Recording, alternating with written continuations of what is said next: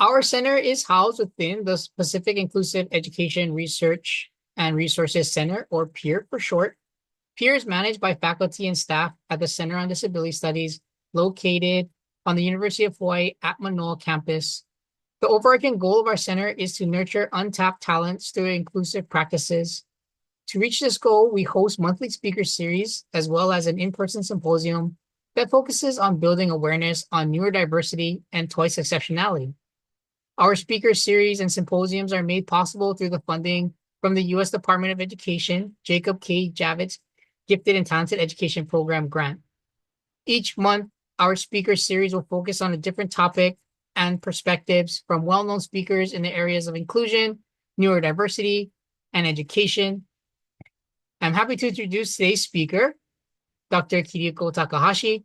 Dr. Kiriko Takahashi, the Interim Director at Center on Disability Studies, or CDS for short, the University of Hawaii at Manoa. She is a learning disability specialist with over 20 years of experience working with children and adults across the lifespan. Her research interests are diverse and includes topics on transition of students with disabilities in the STEM pipeline, culturally responsive curriculum and teaching, inclusive education, universal design for learning, and use of assistive technology. She is also the director of the Pacific Basin University Center for Excellence and supports communities across the Pacific region. So without further ado, I'll turn it over and please welcome Dr. Kiriko Takahashi. Thank you, Jarek, for the introduction. And thank you, everybody, for being present and having it rescheduled to today, right before the Thanksgiving holiday. And I'm glad that you're joining. My name is Kiriko Takahashi. As Jarek mentioned, I'm an intern director at the Center on Disability Studies. I use the pronoun she, her. Just a short visual description. I'm an Asian woman with long black hair. I'm wearing a black shirt and wearing a white shell dangling earrings. And I'm kind of glad that through Zoom, you cannot really see my gray hair coming out. So that's a bonus for being on a webinar in Zoom. So today I am going to, our topic is called Let's Talk About Learning Disabilities. As Jarek mentioned, I am a learning disability specialist and I've worked with many students with learning disabilities across the lifespans in school as well as adults. But it's actually very challenging to define learning disabilities. And I feel like there are still not a good understanding of learning disabilities in the community. And therefore, I thought we will open a little bit of a discussion today and then share a little bit about the definition and the manifestation and maybe the experiences of persons with learning disabilities. And I apologize because my computer, my Google has been had a little bit of a virus and it's sort of disintegrated. So I have a little bit of a patchwork of things that I pulled from my computer from what's remaining. So it's not as clean as I like to be, but if there are any questions, I'd be happy to stop and explain further on what's on the slide. But I'm going to share a slide and we can get started.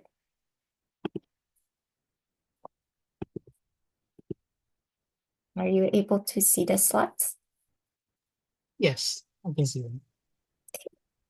Great. And actually, while I'm doing this too, it'll be nice to see in the chat if you are maybe if you can put who you work with or who you are, in terms of your teacher, educator, instructor in higher education, your parent,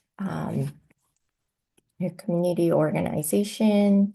You can just put it in the chat. That would be very helpful to know who the audience are today. So I start with this slide Because often students with learning disabilities, there's a picture of a boy who is holding his head and looking at the book. And this may be a typical challenging face that you might see in a classroom from a student with learning disabilities. And as they tend to go through the schooling, regardless of their ability, they may start becoming discouraged and lose their self-confidence and their self-esteem.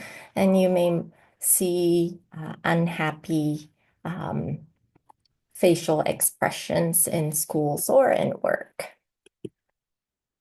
So why do we want to talk about, or why do we still need to talk about learning disabilities? And I see that there are a lot of interest, and probably because you've heard of learning disabilities, and you may have known someone with learning disabilities. Maybe you are a person with learning disabilities, and it is because it's most frequently identified class of disabilities among students in the United States. But it's still one of the least understood disability condition. And people don't outgrow learning disabilities, and it can affect both children and adults in school, work, and other settings. But many people think that it's only a disability within the school setting. And some people may think or consider learning disabilities as just a learning preferences and not an actual disability or disorder that impacts an individual across different settings. So we continue to see this challenge in identification, definition, and support in learning disabilities, despite the number of people who are affected.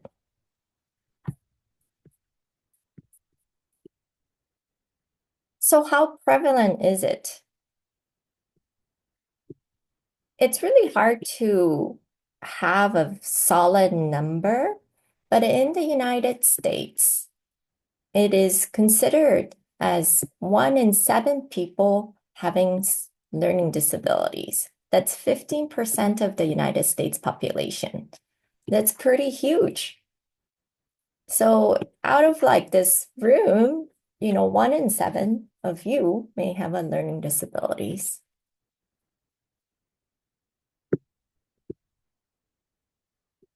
When you take this into consideration for students, among students receiving just the special education services under what we call Individuals with Disabilities Education Act.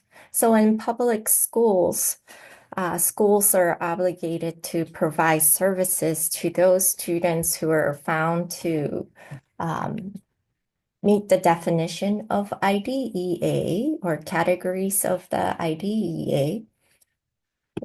In the US, this is 2022, 2023.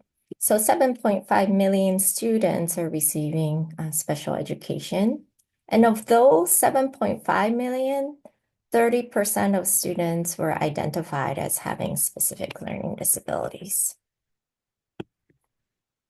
And so as you can see, I put a little bit of a figure from 2022, 2023. It's a little bit small, but this is from the US Department of Education, Office of Special Education Program, IDEA's data for the 22-23.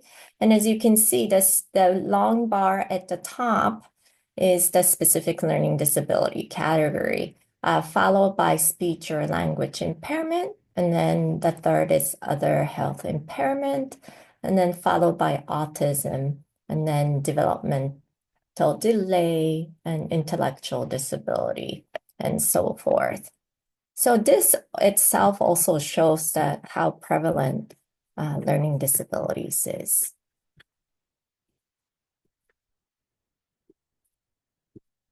In Hawaii, just because we're in Hawaii, I know there are people who are joining from other states and jurisdictions, but Hawaii state prevalence of specific learning disabilities is of 176,000 students, or about 180,000 students enrolled. 10% of students received services under IDEA. And of those, 42% of students were identified as SLD. So that's a lot of students that we're talking about. And then, but when the students go become an adult, what happens, right? And what tend to happen, or what has been happening in schools, is a lot of students with learning disabilities do drop out. They might not be able to make it through high school. They might not have a transition to college. And in post-secondary education, only about 5% of students identified or that we know are as says identified as specific learning disabilities. So the number really diminished when we think about adult in college or transition to college. But it really doesn't mean that they are not there. And we need to be thinking about how we could continue the support and that is provided in schools throughout into career as well. So a little bit more about what specific learning disability or disorder means as a definition in federal definition or educational definition, or what we call it legal definition in the Individuals with Disabilities Education Act. And we use this term specific. In general, in the US, a lot of times we just call it learning disabilities.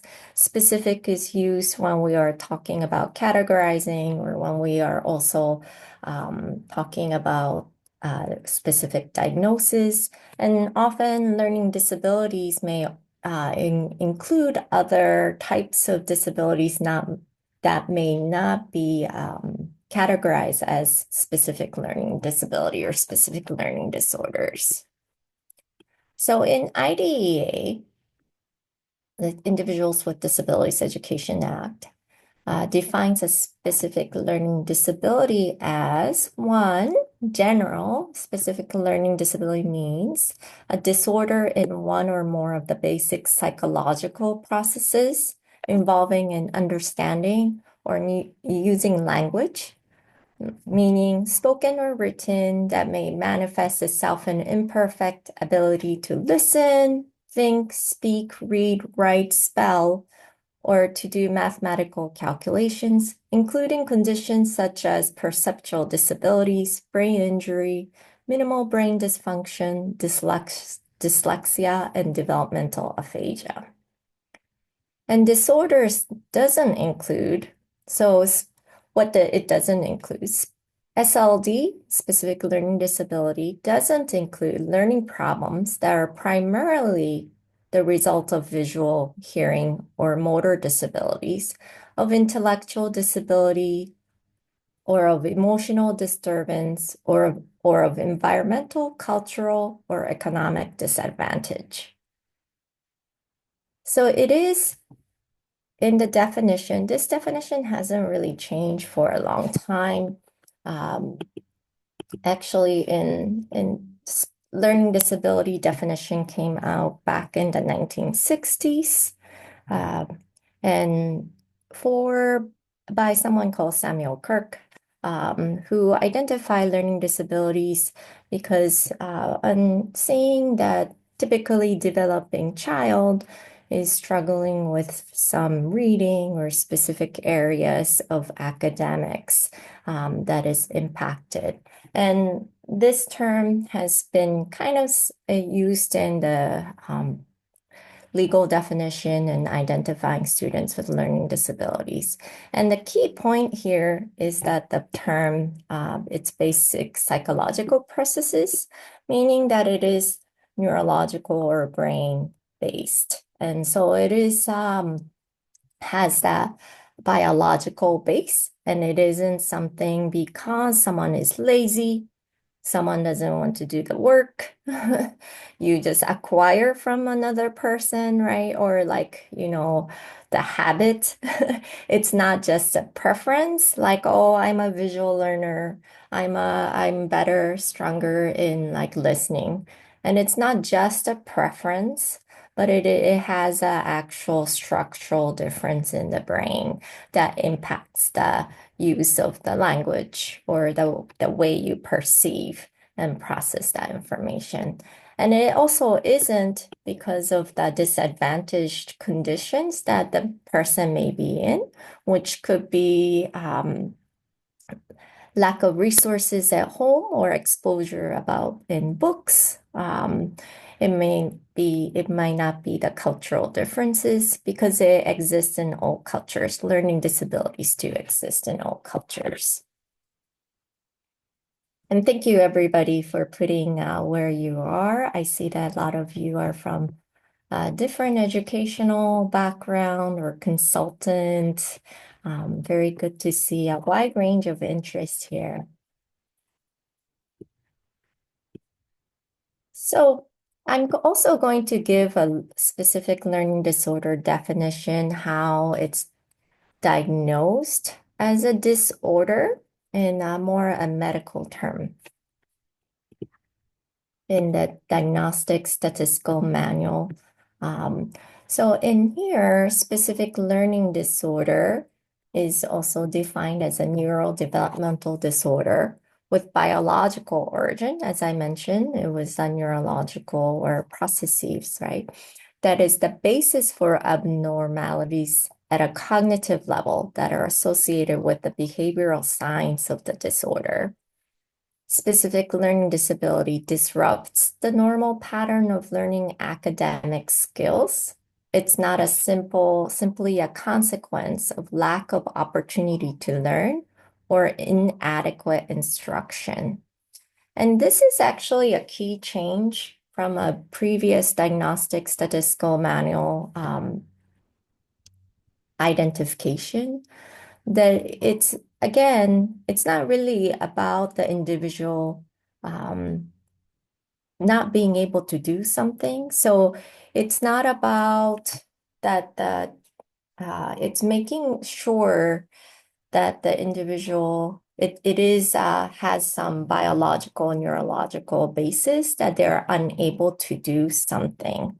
And and in schools, it's really important. We're also looking at not just about, that because the teachers or like there's inadequate instruction, the students are not reading, and that applies to all students. So it's really important that the teachers are teaching it providing a high quality instruction to all students. And even if they do provide high quality instruction in reading, despite students with learning disabilities may still have challenges in reading. And that's the important part of this. The learning difficulties are also persistent, not transitory. Persistent is defined as restricted progress in learning for at least 6 months, despite the provision of extra help at home or school. So if this instruction was the reason for students not being able to read, then that might be impacting a lot of students. And if the instruction is changed, more students should be able to read. But even if that's the case, if the instruction changed, people and the students then still struggle, then we know that the students may have a specific learning disorder.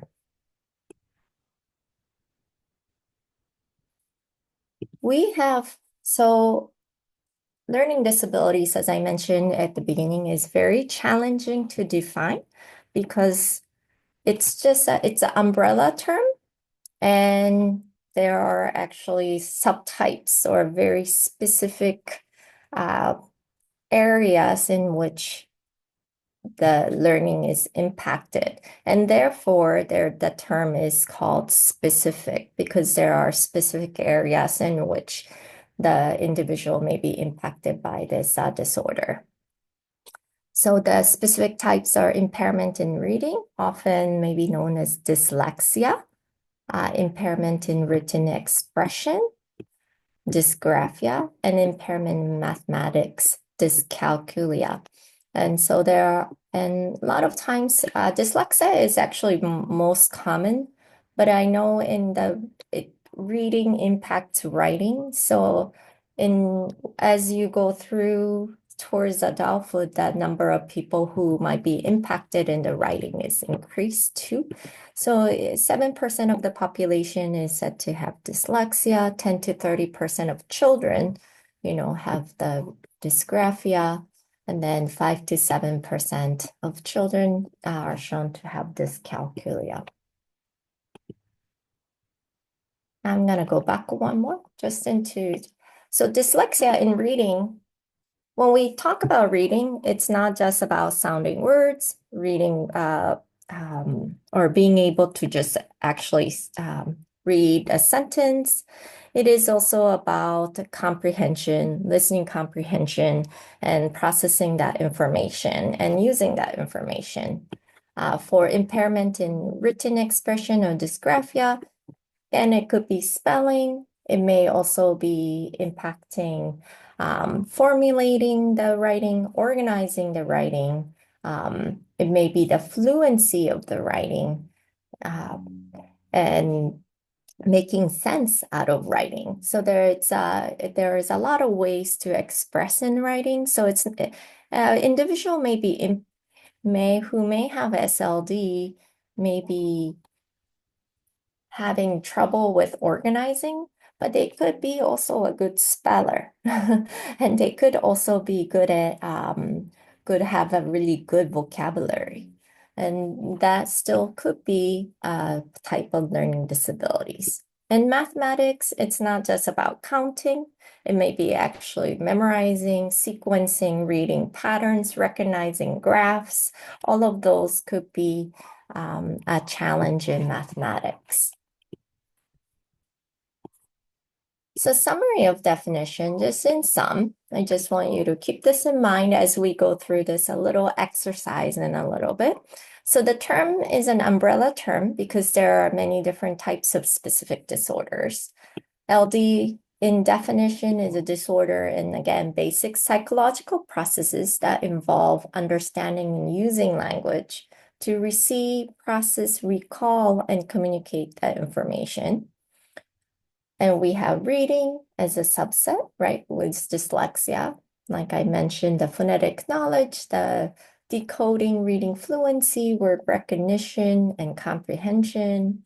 Writing, dysgraphia, writing fluency, written expression, spelling. And sometimes writing and spelling are separated in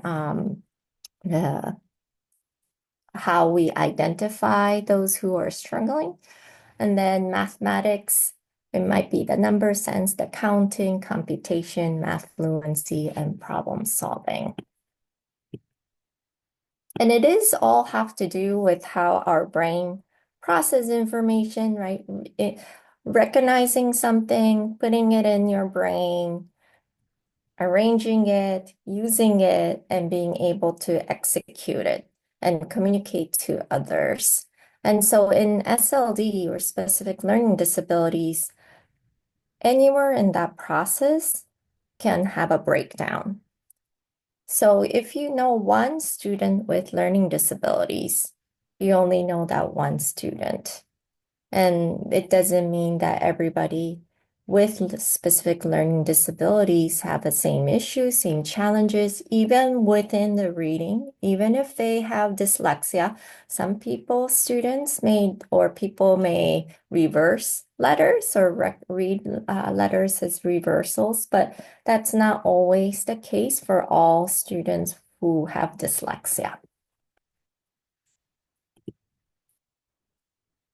So let's do a little exercise because it's almost Thanksgiving and it's hard to just listen to the definitions. So let's do a little exercise here. And maybe you can experience and what that means to have a little challenge. So if you do, I want you to take out a sheet of paper or something in front of you, or just maybe even like start. Well, it's best if you do have a sheet of paper. And I didn't ask you to prepare it. So it could be just like a little memo, random sheet of paper that you have. And I want to make sure that you have some kind of writing utensil because that's how we usually do work in employment or in school, right? We take notes. So take out a sheet of paper and imagine a favorite place that you know very well. It could be the beach, it could be the hike, it could be your auntie and uncle's house, a surf spot, a restaurant, anywhere you can imagine. So that somewhere that's you know very well, you're very familiar. And then if you kind of imagine the favorite spot, well, write a story of, or tell what happened or an event that took place at the place. And it should be fairly easy because it's your own narrative, something that you know very well. I'm not asking you to do anything challenging. Just write about your own favorite place, a beach, a hike that you've taken this past weekend or that you might do this weekend. And I see, since Jarek, you're there, maybe it might be your surf spot, surfing. So I want you to just kind of start writing. You know, might be like, oh, next weekend I will be going on a hike with my friends and family, and I will be bringing, and the detail is always good in stories. Give a little context. And when you share a story, it's good to be very specific. So continue describing the place. And now I'm going to stop you for a minute if you were able to start writing. And how many of you are like writing right now? And if you stop, I want you to change your pen that you're holding or the pencil into a non-dominant hand, meaning I'm a right-handed person. So I'm going to switch my hand and use a left hand. And now start writing about your favorite place. Continue to write a story or a narrative about your favorite place. And if you are maybe typing, maybe try typing with non-dominant hand, just with like one hand.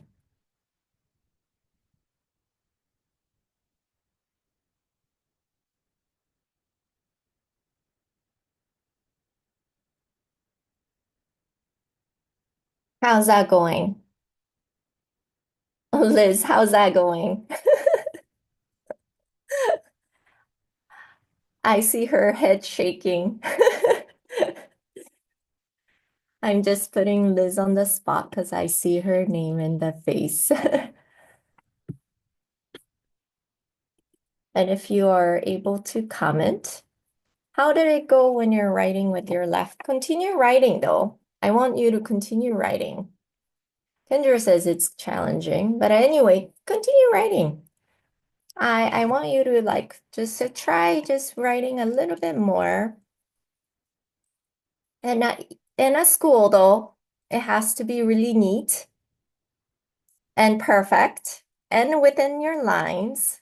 And I'm expecting that, you know, as adults here who are educators, a lot of you have graduated from college and teaching, that your story must be perfect and without any mistakes, very fluent. Nicole says it's very challenging. Well, now I'm going to let you hold your pen back in your regular hand.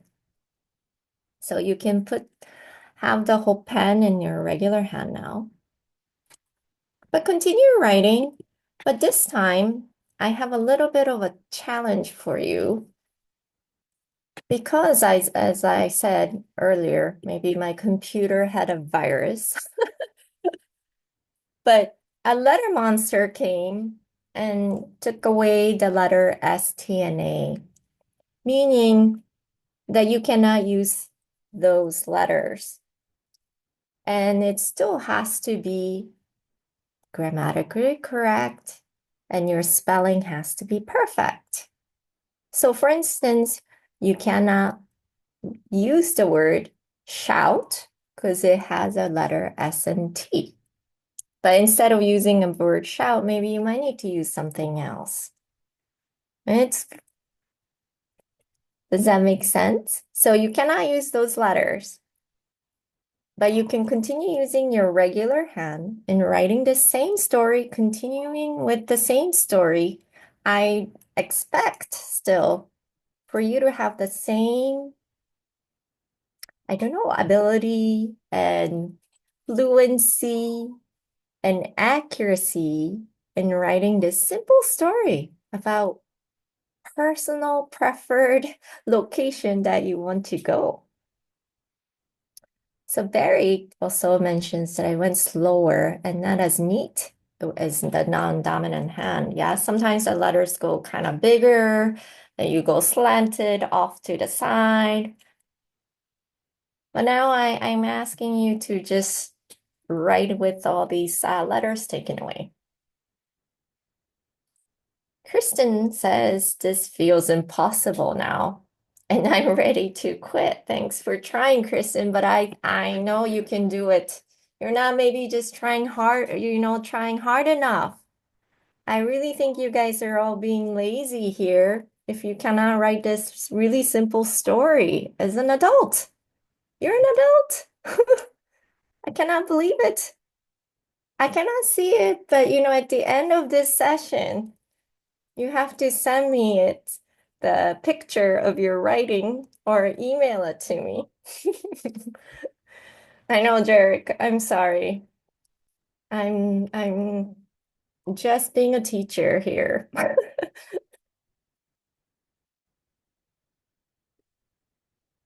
Kendra says every word I'm writing has STNA. Okay, you can stop. And that was about 10 minutes, not even. Actually, that was like 9 minutes. I'm gonna stop sharing for a minute. And so that we can kind of talk a little bit about what happened. So if you had a chance or to actually do the exercise, or if you didn't have a chance, I'd like to maybe for you to try it later. Um, what happened when you were using the non-doc? How was the topic challenging initially to write a favorite place? Anybody? No, Kristen says no. And what happened when you started writing with your non-dominant hand if you're not ambidextrous? Does someone want to comment there? Slow, laborious, right? So imagine when someone has dysgraphia, writing this, challenge with maybe fluency or in keeping the same size of the letters. That's what you might feel. And it was very slow and deliberate in writing. And what happens in school or in college or in work? We have to take notes very quickly. We also have to fill out application. Yeah, you felt pressure to produce something in a timely manner. And also had, when we fill out applications at stores or fill something out, you feel like you have to do it neatly and quickly, and someone's watching, and you really can't. And someone with specific learning disabilities may have such challenge. So this was only 9 minutes, but you're already feeling that pressure. And imagine doing it a whole day. I couldn't read what you were writing with the non-dominant hand. Yeah, it becomes a scribble. So what happens when you cannot read what you wrote? Does it impact what you might be studying or what you might need to memorize later or what you submit and you might not get recognized? So the point is, did you know what you were writing? You had it in you. It's your favorite spot. But it was challenging only because you couldn't execute it.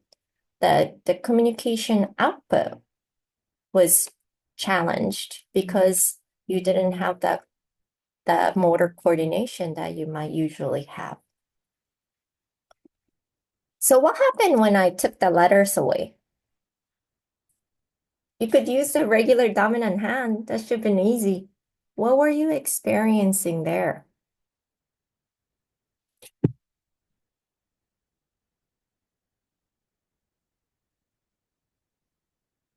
True, Adrian. Yeah, when you're turning, yeah, it's so true, right? You might retain the information, or you might not want to turn in something that no one else can understand, right? So you might not just you might freeze and not write anything. Was anybody able to execute something? Yuji says, I was also having a lot of trouble attending to what you were saying since I was so focused on what words I should write. Exactly, right? How can you take notes? If I'm still talking, you're still thinking about one word that you want to write. Good discussions. My brain had to think quickly on the letters needed. It was hard to think of words that didn't use those letters, right? You use words that didn't really communicate what really wanted to say. Yeah, maybe in another language, which is oral, right? So so that was having you were sort of experiencing a word retrieval issue, right?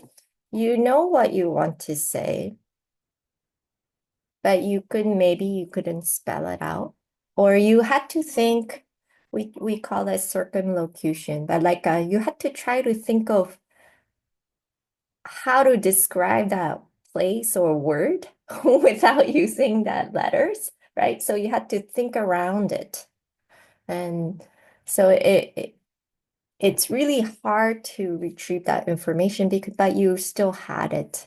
And the writing part wasn't a hindrance anymore, right? Because you could actually the motor coordination was there, but it was just that you weren't able to retrieve that information because you weren't allowed to use that certain letters. And what would it been easier if I gave you a list of words that didn't have A, T, and S? Probably, right?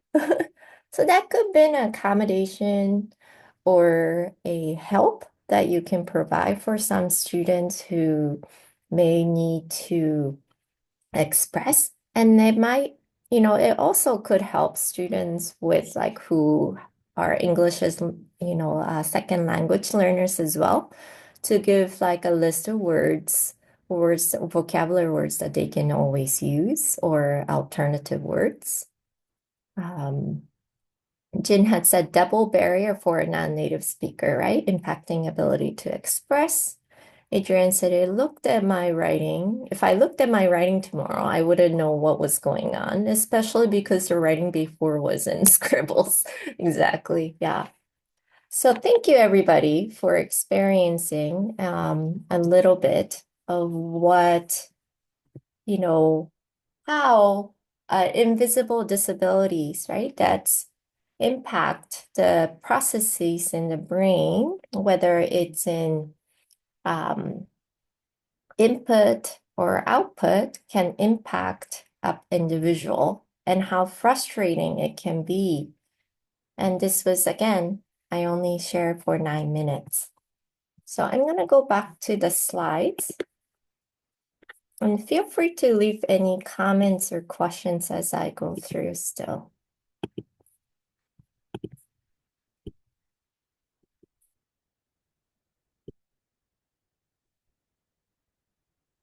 And so these were actually like, I don't know if you know these like letter monsters, but they're from when my little ones are learning letters, alphabet. And they come and go and eat the letters away, actually.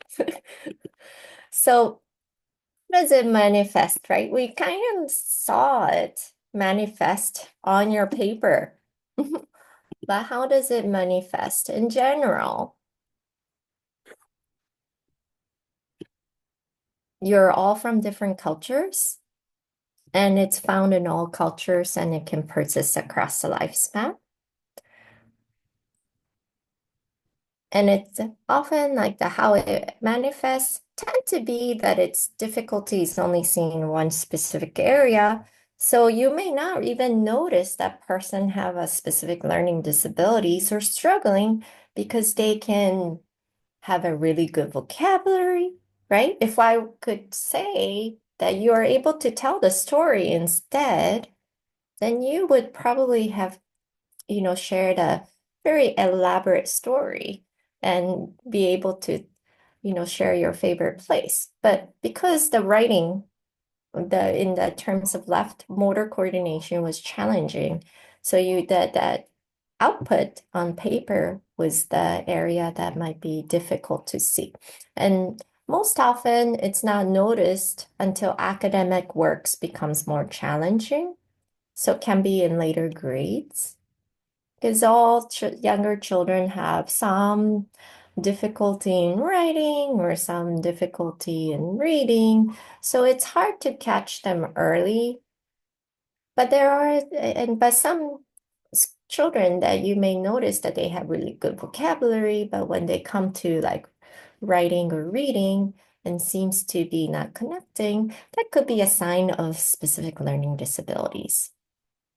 And as you get older, and as 9 minutes was challenging, 30 minutes will be even more challenging, but doing it every day, 365 days for years, and from first grade to third grade, and academic, uh, the writing, the reading, everything becomes more complex, then you start to lose your self-confidence, self-esteem, and then you might start acting up. So you might not want to do schoolwork because what it might take you might take others 10 minutes, could take you hours to do. So you don't want to do it anymore and then start withdrawing. So that's a sign that you might want to keep an eye out and making sure that you notice those behavioral signs. So in preschool, because I wasn't sure the audience range, so they might have pronunciation problems, difficulty finding the right word, making rhymes. Rhymes are often hard. Rhymes are like um, rug and tug. And this also actually happens a lot with children who are English language learners from different language. The rhyming can be hard. Trouble learning numbers, alphabet, days of the week, colors and shape, trouble concentrating, trouble interacting with peers, difficulty following directions or learning routines, difficulty controlling pencils, crayons, or scissors. So some of the motor coordination you might see. How does it manifest in K through fourth grade? Maybe trouble also learning the connection between letters and sounds, so more reading challenges.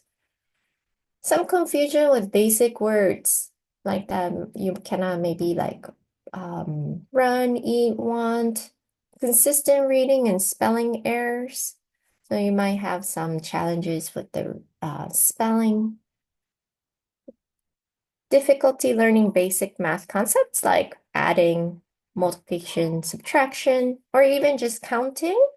Counting up is okay, but maybe counting down might be challenging. Or skip counting. 1, 3, 5, not just 2, 4, 6, 8, because that you might hear the rhythm and they may be able to memorize, but they might not be able to do the 1, 3, 5, 7. Trouble learning about time. difficulty learning other new skills, and remembering facts in general. And fifth through eighth grade, they may start having more as like, of course, like you notice in reading, it won't be just sounding out words or fluency, but actually comprehending what you're reading and then actually executing some of the complex math, trouble with letter sequences, difficulty with prefixes, suffixes, root words, and other spelling strategies. So even though you typically maybe students might notice like, oh, there, that prefix mono or bi has a meaning, but they may not have unless like they are taught specifically, may have difficulty in understanding or acquiring those. Trouble organizing like bedrooms, notebook, papers, and desks, just our organizational challenges, difficulty keeping up with like papers and assignments. As we mentioned, trouble with handwriting, difficult, and that could also transfer to keyboarding. Some of them, not always, right? We say, oh, we can just then put them on keyboards, but sometimes the motor coordination can be impacted on keyboarding itself too. So that might be also a challenge. Difficulty with time management and trouble understanding oral discussions and expression through thoughts out loud.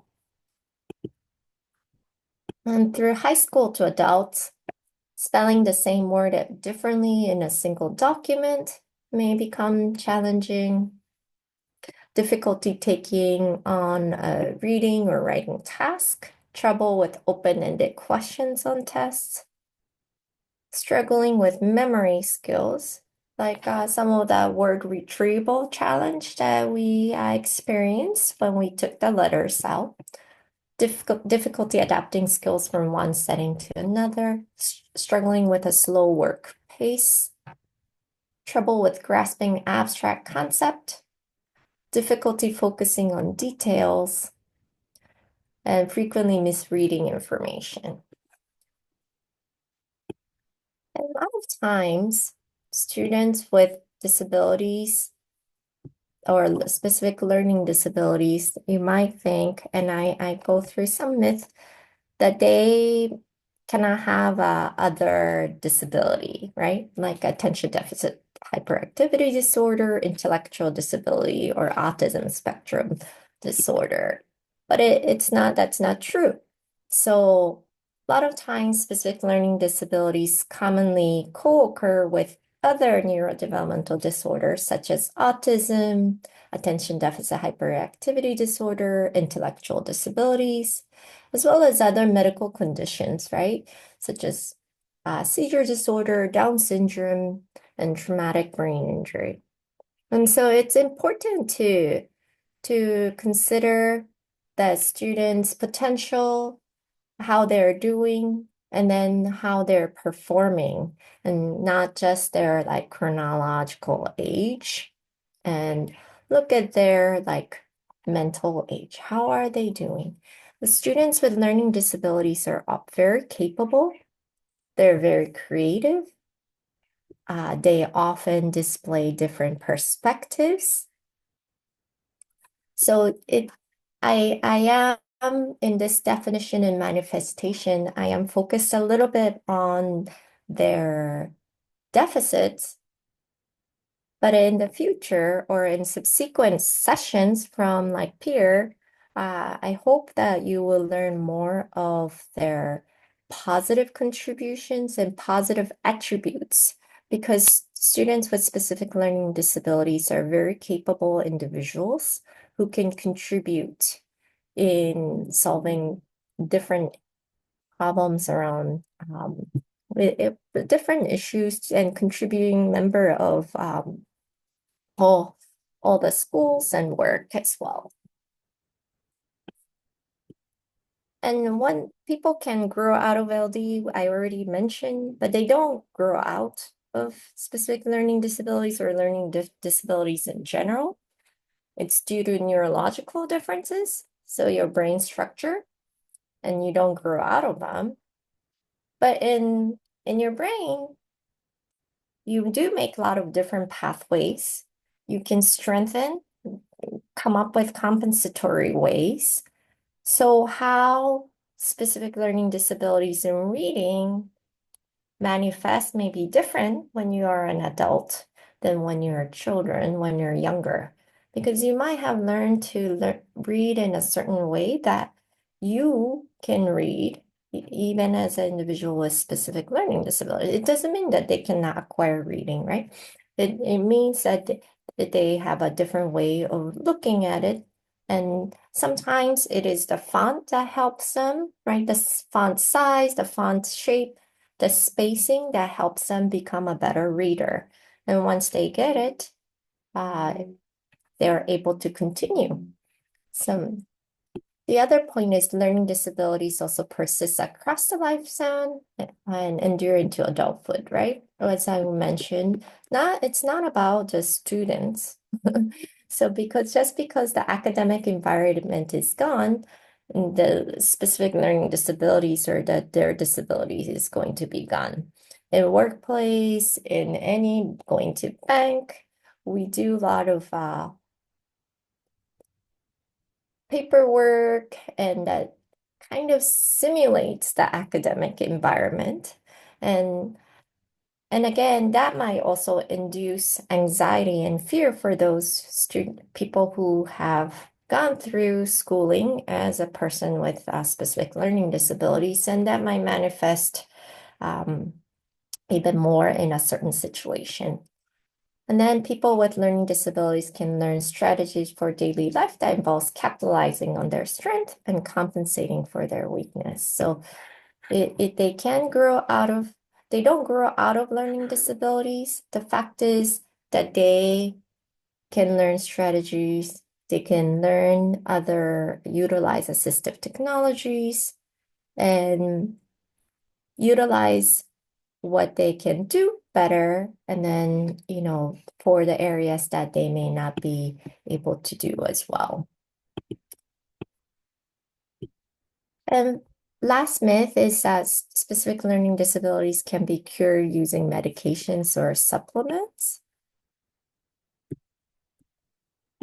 The fact is that medication and supplements do not really treat specific learning disabilities. Prescription psychotropic medication can help some conditions for attention or anxiety, or maybe help with depression and other symptoms, co-occurring symptoms, but it doesn't change the way that your brain is structured. So the medication is not going to fix and alter your brain and change it. So there is no scientific support for also use of nutritional supplements to improve features of specific learning disabilities. And that's really important to keep in mind, right? So we're not really, the person with specific learning disabilities are persons with specific learning disabilities, and we need to cherish their strength that they have and support them, not just in school, but all in through the lifespan, and if they need. And then there are a lot of new tools that we can provide for them to be successful. So this is the last slide, Jarek. So in some, learning disabilities has biological and neurological origin. Research shows that brain structure and functions are different in people who have learning disabilities. And it's not because people cannot see or hear, right? We talk about, it's not about actual physical difference in terms of the body, like motor coordination and such. But it's also not because people are from disadvantaged circumstances or from certain cultures. And it's also not the same as intellectual disabilities, autism, or emotional disorders. And people with specific learning disabilities are not lazy, and it can co-occur with other disorders. And here are some organizations that support learning disabilities or those with learning disabilities and their families. International Dyslexia Association. In Hawaii, we have the HIDA, Learning Disabilities Association of America. National Center for Learning Disabilities, National Institute of Child Health and Human Development, and National Institute of Mental Health.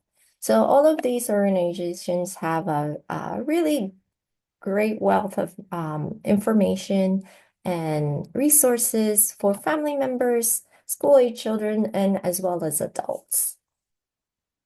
And that brings to the end of my, I think, presentation. And sorry, as I said, my slide was a little kind of got off and there were some weird things happening there, but if you would like to reach me, that's my contact information. It's Kiriko, kiriko@hawaii.edu. And you can also call me at my office, 808-956-4457. And that brings to the end of my session about let's talk about learning disabilities, definition and manifestation. Thank you. Thank you, Dr. Takahashi, for your amazing presentation. All of you can share some appreciation in the chat for Dr. Takahashi. That would be great. I know we're a little bit over time. So for those of you who do need to leave, I'm putting in the chat a link to a post survey. It's just a few questions. If you can take the time to complete that before you leave, that would be very helpful for our project and research purposes. Dr. Takahashi, if you're okay, and if there's some people who have some burning questions that they want to ask you, is it all right if they stay a little bit after? Because I know we end at 12:30. Would it be okay if they stay and ask you some questions? Yeah, of course. Okay.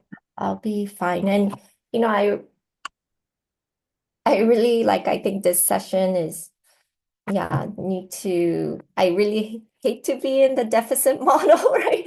Thinking about their disability or disorder. And, we hope that, from the peer, we can capitalize more on the positive side. But it's really important that we have this discussion today and understand that where the disability comes from and how maybe disability is diagnosed or in the school system so that you are able to understand better and have this conversation open. And let's, in the next future sessions, we can focus out more on the positive side of learning disabilities. But for just a takeaway is, for you to really understand that it's a real disability and that there are many people who struggle with specific learning disabilities and may need the support, may not want to disclose because it doesn't look real.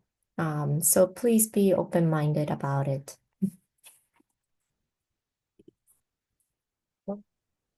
Thank you. So we will have our next session December 18th, Wednesday, 11:30 a.m. to 12:30 p.m. So if any of you can join us for that one, I will be sending information about that. But this does conclude our program with Dr. Kiriko Takahashi. Again, if you want to stay after and answer some questions, she's willing to stay back and answer a few. Other than that, thank you everybody for coming. Again, please do fill out that post survey if you haven't done so already. Have a happy Thanksgiving, everybody. Enjoy your nice long weekend.